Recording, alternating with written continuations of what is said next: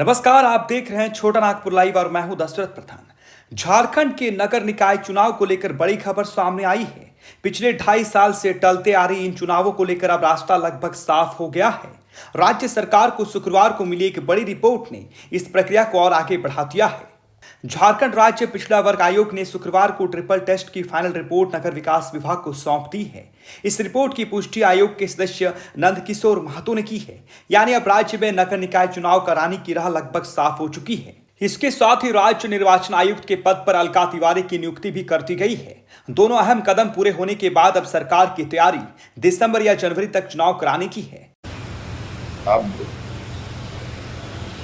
अविनाश जी इस प्रशासनिक व्यवस्था को आगे देखेंगे। हाँ, ये बात जरूर है कि हमारे सीएस मैडम का अनुभव काफ़ी अच्छा रहा है और आज से हम लोगों ने इनको राज्य निर्वाचन आयोग के लिए भी नामित किया है कि आज दूसरे तरीके से सरकार के सहयोगी के रूप में काम करें। आज दोनों को मेरी ओर से बहुत बहुत शुभकामनाएं। हालांकि अभी कुछ औपचारिक प्रक्रिया बाकी हैं। राज्य सरकार अब इस रिपोर्ट की समीक्षा कार्मिक विधि और वित्त विभाग से कराएगी। इसके बाद इसे कैबिनेट से मंजूरी दिलाई जाएगी और फिर रिपोर्ट राज्य निर्वाचन आयोग को सौंप दी जाएगी। निर्वाचन आयोग इस रिपोर्ट के आधार पर मतदाता सूची और आरक्षण तय करेगा। अंदाजा है कि यह प्रक्रिया नवंबर के मध्य तक पूरा हो सकती है। यानी अगर सब कुछ तय समय पर हुआ तो दिसंबर से जनवरी के बीच नगर निकाय चुनाव होना लगभग तय है। आपको बता दें कि निकाय चुनाव से पहले आयोग ने राज्य के 48 नगर निकायों में डोर टू डोर सर्वे कराया था। रिपोर्ट तैयार करने की जिम्मेदारी संत सेवियर कॉलेज रांची को दी गई थी।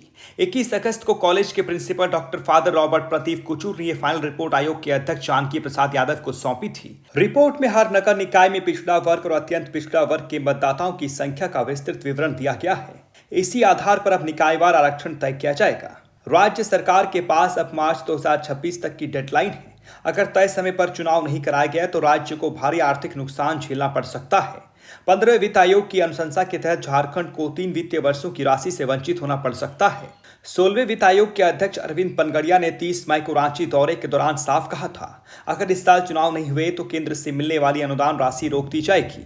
अब तक राज्य के हिस्से के करीब 2000 करोड़ रुपए से ज्यादा बकाया है। तो अब सारी नजरें झारखंड सरकार और निर्वाचन आयोग पर टिकी है। अगर सारी प्रक्रियाएं तय समय पर पूरी हो जाती है तो झारखंड के नगर निकायों में दिसंबर या जनवरी में चुनावी रणभेरी बचना तय माना जा रहा है। फिलहाल इस खबर के लिए इतना ही। बने रहिए छोटा नागपुर लाइव के साथ। नमस्कार।